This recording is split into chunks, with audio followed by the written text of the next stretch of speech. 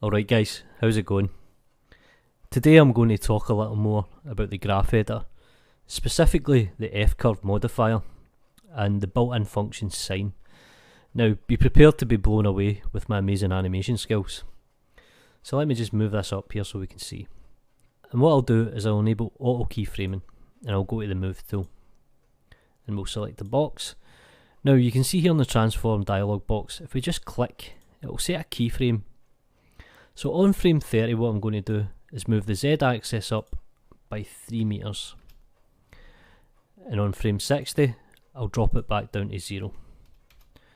Now we'll take a quick look at the animation.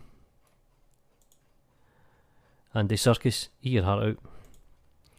So how can we utilise the graph editor?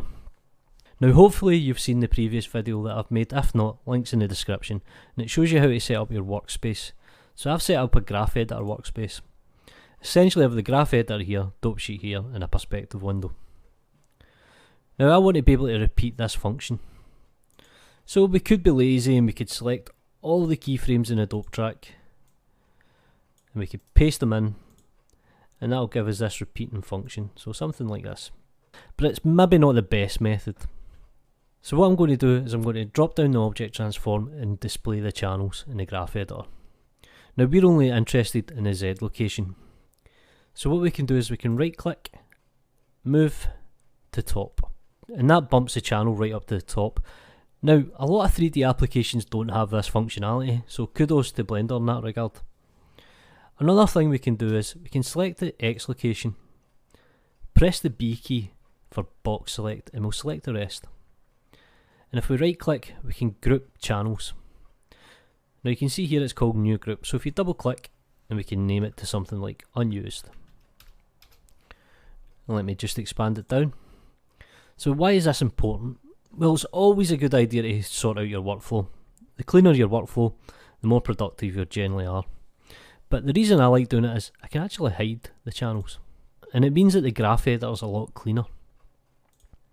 So I'll select the Z location, and what I'm going to do is add the F-curve modifier. So if we come up to the menu, go to key, you'll see it here, add F-curve modifier, and we'll use the built-in function.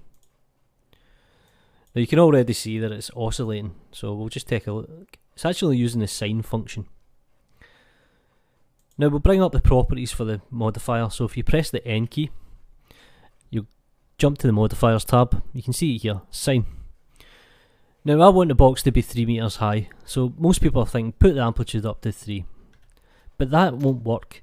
What you're doing is you're actually getting 3 in the plus and 3 in the negative value. In theory the box is travelling 6 meters. So what I'm going to do is I'm going to half the amplitude to 1.5. And I'm going to do a value offset of 1.5. Now you can see that it's corrected it. It's now bouncing off 0 and it's bouncing off 3. Now we can control the spacing using the phase multiplier. So at the moment it's a bit quick, so I'll drop the phase multiplier down to it's 0.1. That is pretty good.